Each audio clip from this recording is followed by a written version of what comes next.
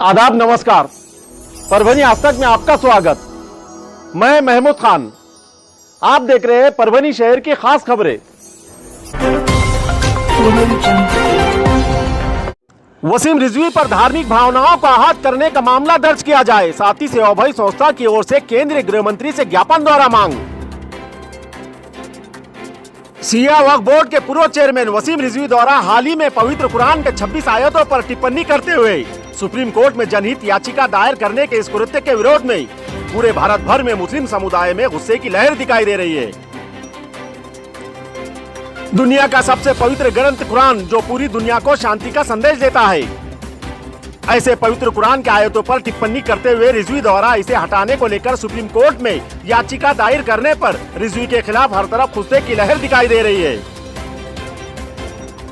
जिसके चलते परभनी के साथी सेवा भाई संस्था की ओर से परभनी में वसीम रिजवी के खिलाफ जोरदार विरोध प्रदर्शन किया गया है और इस संबंध में परभनी के जिला कलेक्टर के माध्यम से देश के केंद्रीय गृह मंत्री को एक ज्ञापन सौंपा गया है। ज्ञापन द्वारा कहा गया है कि रिजवी के इस गंदी सोच से इस्लाम के मानने वाले हर वर्ग के धार्मिक भावनाओं को आहत पहुंची है। उसी तरह इस कृत्य से समाज के बीच दरार पैदा कराने की और पवित्र कुरान के बारे में झूठी और भ्रामक जानकारी फैलाने की रिजवी द्वारा साजिश की गई है, जिससे हमारे धार्मिक भावनाओं को ठेस पहुंची है।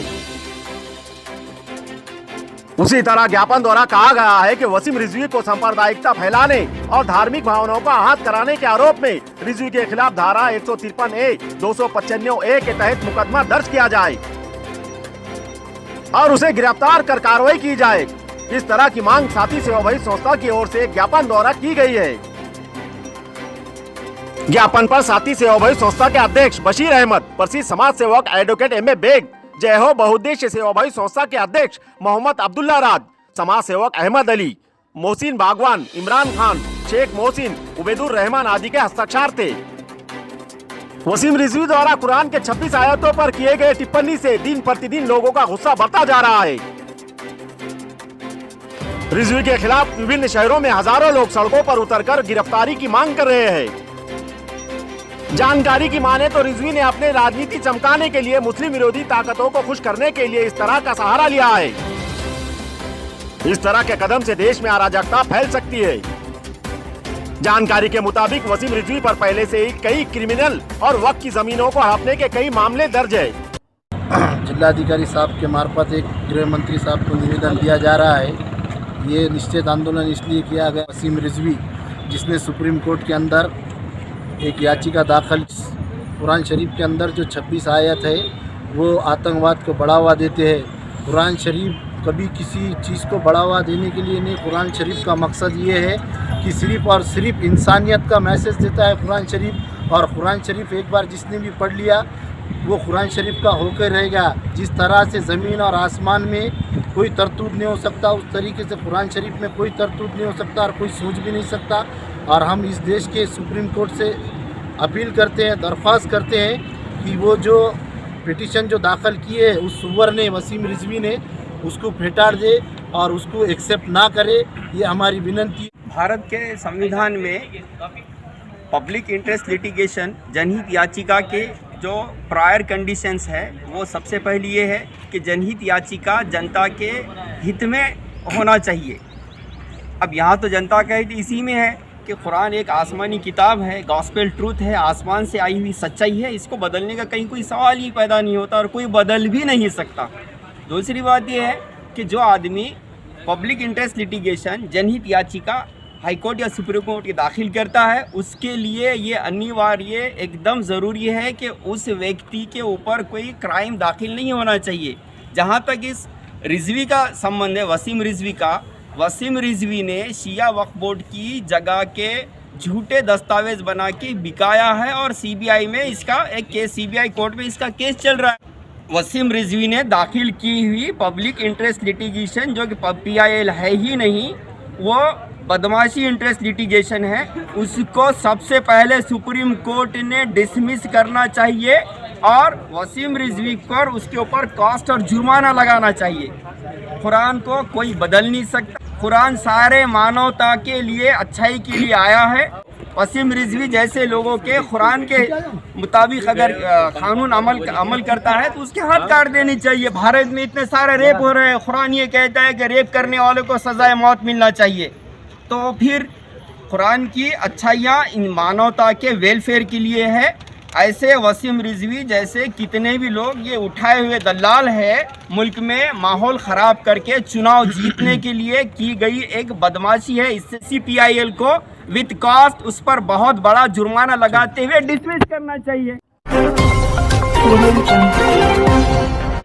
RT-PCR जांच करे, अन्यथा दोपहर से दुकानें बंद की जाएगी। बाजार के व्यापारियों को महानगर पालिका प्रशासन की चेतावनी। परभनी जिले में कोरोना के बढ़ते प्रभाव को देखते हुए जिला प्रशासन द्वारा विभिन्न निवारक उपाय किए जा रहे हैं। इसीलिए शहर के व्यापारियों ने तुरंत RT-PCR की जांच कराना अनिवार्य है, अन्यथा दोपहर के बाद दुकानें नहीं खोली जाएगी। इस तरह की चेतावनी महानगर पालिका प्रशासन द्वारा शहर के मुख्य बाजार के व्यापारियों को दी गई है। इस संबंध में मंगलवार सुबह को छत्रपति शिवाजी चौक पर महानगर पालिका कर्मचारियों द्वारा लाउड स्पीकर के माध्यम से RT-PCR परीक्षण करवाने की अपील की गई है। जिन व्यापारियों ने RT-PCR जांच नहीं की हो तो वो अपना कारोबार नहीं कर पाएंगे। इस तरह की चेतावनी महानगर पालिका प्रशासन द्वारा दी गई है, जिसके चलते शहर के व्यापारियों और दुकानों में काम कर रहे कर्मचारियों ने RT-PCR जांच परीक्षण कराने के लिए छत्रपति शिवाजी चौक पर स्थापित केंद्रों पर कतार लगाकर अपनी जांच करवाते नजर आए हैं। जिले में कोरोना वायरस का संक्रमण बड़े तेजी से बढ़ रहा है। जिले के शहरी इलाकों में कोरोना संक्रमित रोगियों की संख्या भी बड़ी तेजी से बढ़ रही है।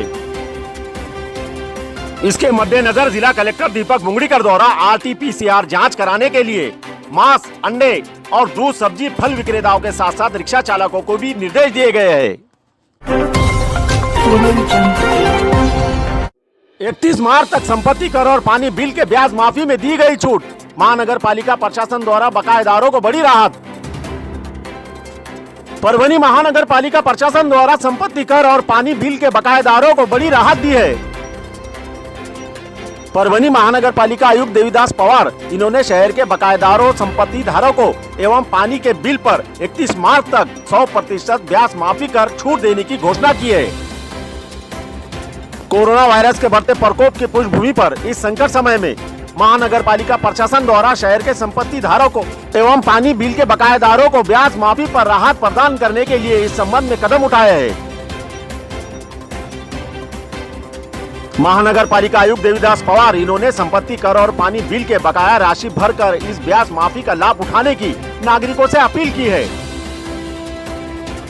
महानगर पालिका द्वारा इस ब्याज माफी की योजना से इस संकट समय में एक सराहनीय कदम के रूप में इसे देखा जा रहा है। गौरतलब है कि कोविड के कारण लॉकडाउन लगाए जाने पर लोगों के काम धंधे बंद रहे, जिसका सीधा असर आर्थिक परिस्थितियों पर हुआ है।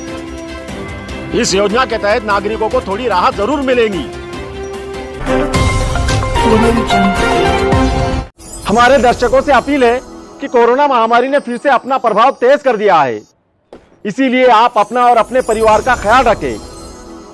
जरूरी हो तभी बाहर जाए, मास्क का इस्तेमाल करें, सामाजिक दूरी बनाए रखें, जिला प्रशासनों के निर्देशों का पालन करें।